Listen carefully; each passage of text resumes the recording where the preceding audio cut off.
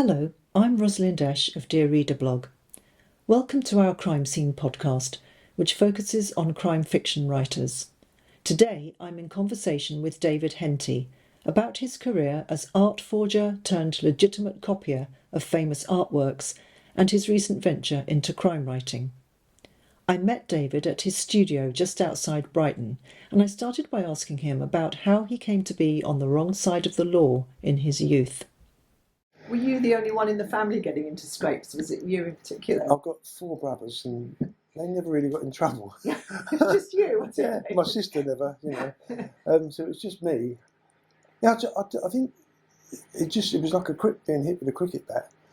And the hormones just came in and it's just everything changed, and I think I just remember just being wild, and uncontrollable basically, and a little bit feral because my mum and dad were, broke up and stuff, so it was a little bit like that, and anyway, I ended up, sort of drifting, and I was always artistic, and I always liked writing stuff. I used to, love writing stories and stuff, and I used to love drawing. From an early age, I could draw. I used to love copying Hogarth illustrations. Seriously? Yeah, I loved them because the way your brain works, I could see the Hogarth, and the more in it, the better it is for me. The more detail in it, because I look at it and I think, well, that goes there. So that corresponds with that over there, and then there's a bit, and I could work it out in my brain, and just sort of put it down more or less as is, Sort of spatial thing that you've got. Yeah, it's a connect because I look at his like the gin, the famous one, and it's got all people there, and, so I go, oh, that building's there, so that shutter comes down to across there, and there's that body coming out there, and I could just work it out like that really easily, and so I could always do it, and I did paint a little bit, and So how old were you when you were copying this Hogarth? Oh, young. My brother Steve, funny enough, he used to copy Michelangelo drawings as well when he was young. I think he was about 10 or 12, and they wanted to send him to a special school for thing, but he didn't want to. We were 5 boys. We were more interested in boxing and judo and that sort of stuff. We thought it was a bit. I mean, you couldn't see that there's any money in it either. It's not like now with the art market is Yeah. So we never did it. And So were you copying them from books at home, or were you? Yeah. How were you accessing all this stuff? my dad had a set of because I was ill for quite. I think I had meningitis, and he had this set of books. You remember he used to buy the Encyclopedia Britannica? We had another set, and they were red silk, and it was all about Genghis Khan and Alexander the Great. And so when I was in hospital and stuff like that, and I used to read them, but it's more of the illustrations, and I used to love looking at the pictures, and you go in your own world, and you sort of, your imagination is set free. So no, that's how I think I got a love of sort of just copying those illustrations. I liked them, and I found it really easy. That was the thing. But I didn't see there was any future in it. I just thought it was, we'd So you just didn't do think it was special. You thought it was easy, and No. you thought anyone can do this. Yeah. So a little while ago, my brother came up and he wanted to do a painting. It was sunny. It's a few years ago. And I had to paint a Picasso, La Marine, for this charity, funny enough. Anyway, and so we went out down the deck in there, and it's nice and sunny. There's a little sun trap, set up a couple of easels, and he did a bit, and told me that he'd done a little bit. I painted this Picasso, which incidentally sold. It made £10,000 in a charity auction. I can send you the details of that as well, because they do one every. It's the Sotheby's. They do the arbitration for Sotheby's and stuff. They're barristers and everything.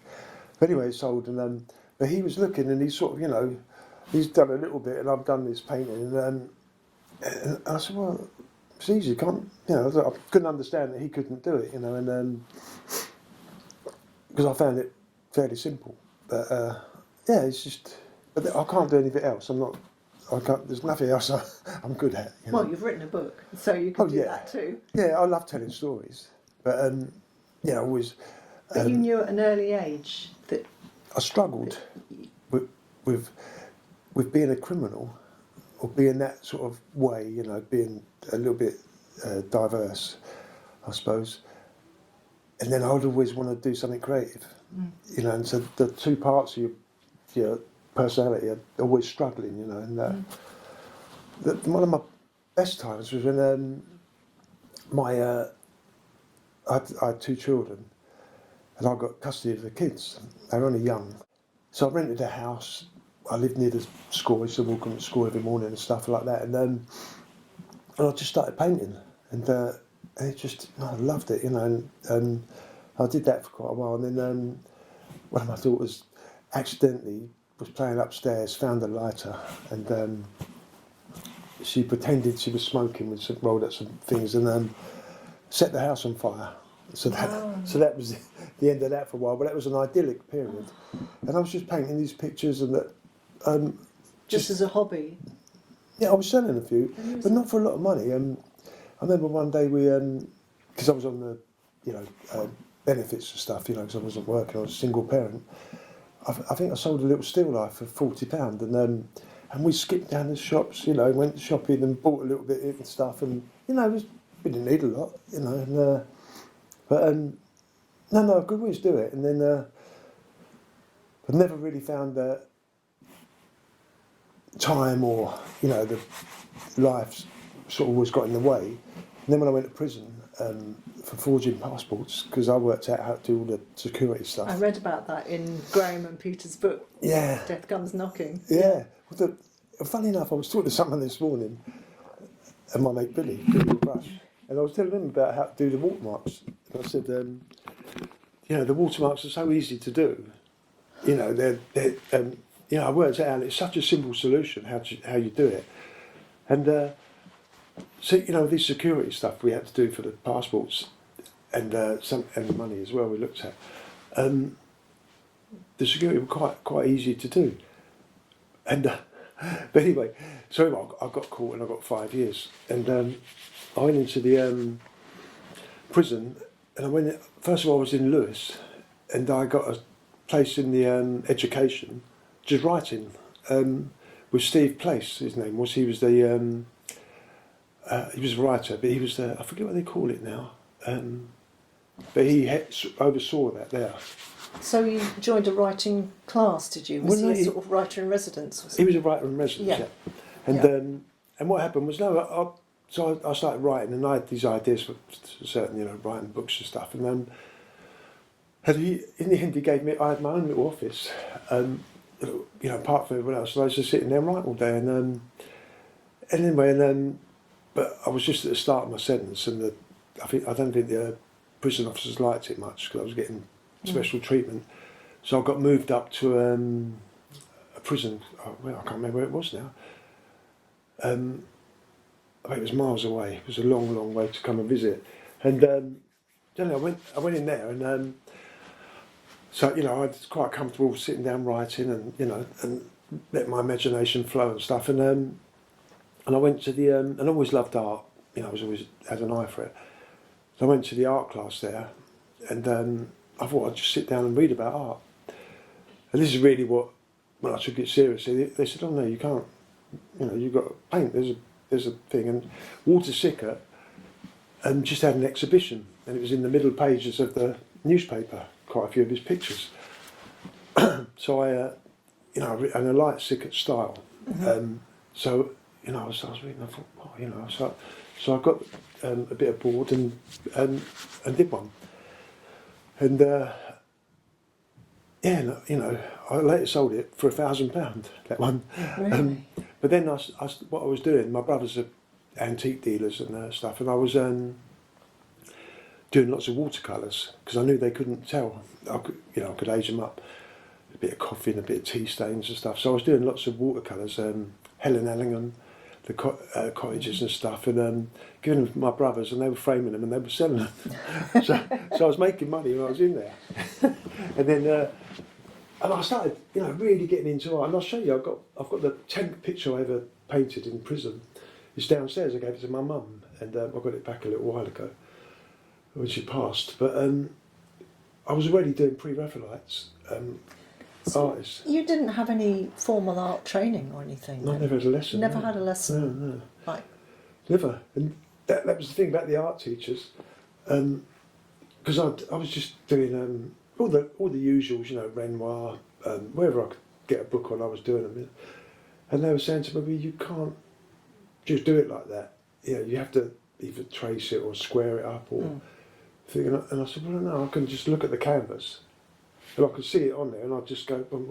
Do you paint straight away, or do you draw first? And both now, both. because I have to be a bit more accurate, I suppose, and it's quicker.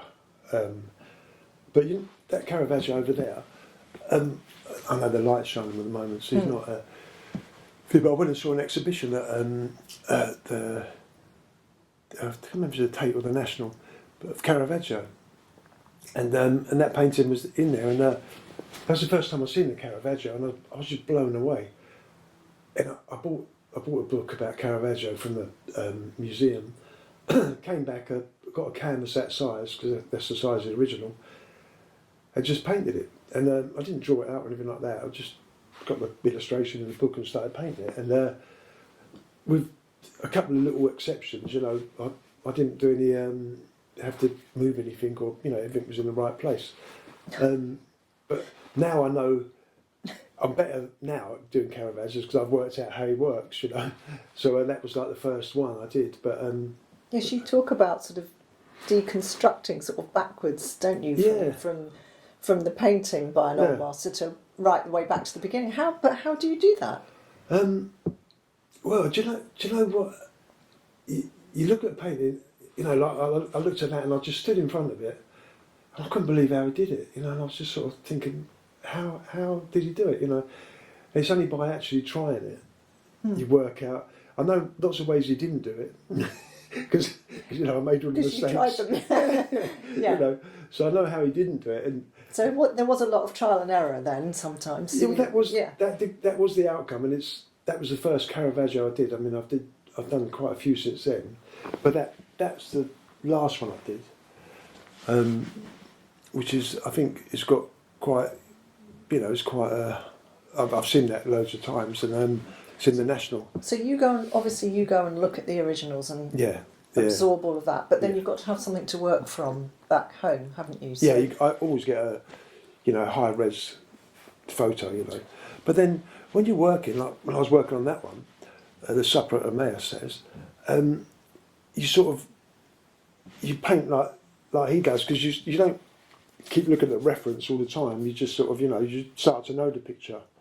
But is that state of mind you talk about? I mean, the flow. Fascinated about how you get into that. So you do a lot of research and then you try and get your mind into the same place as the artist. But to someone like me or some of our listeners, we won't know what you mean or how you even begin to do that.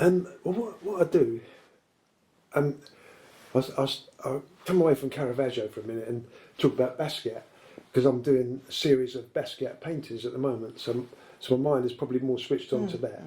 So what I do is I read loads of books about Basquiat, especially at night before I go to bed. I'll have an hour reading and things, and in the daytime I put on YouTube, on the TV, or I've got a couple of films there, documentaries about Basquiat that I've taped, and I'll just have them on the background. And what happens is, and I'll be painting and doing bits and pieces, but what happens is I know when I'm in Basquiat's shoes or Caravaggio's shoes, when I start dreaming about. Like last night I was dreaming about. Not literally dreaming about them. Yeah, literally dreaming. Last night I was, and I wish I did this yesterday because it's that one there, because that's got to go to London. Tomorrow, there's a band picking up tomorrow. So and I've been doing these paintings the last few days. So anyway, and so I'm really into the Basquiat mindset, and you can sort of close your eyes, and I know his palette, and I know his method of working, and I can visualise sort of new paintings that he might have done, or things that influenced him at that time. thinking, last night I was laying asleep, or just dreaming, and I was thinking about these different things to put in the paintings, the Basquiat paintings, and I thought, I'm going to remember, because, it's so clear. And then when I woke up this morning, I couldn't remember what they were, and I forget to write them down, which is supposed to get up and write them down. But there was a few ideas for how he would have, mixed, or how he would have gone on to his next painting.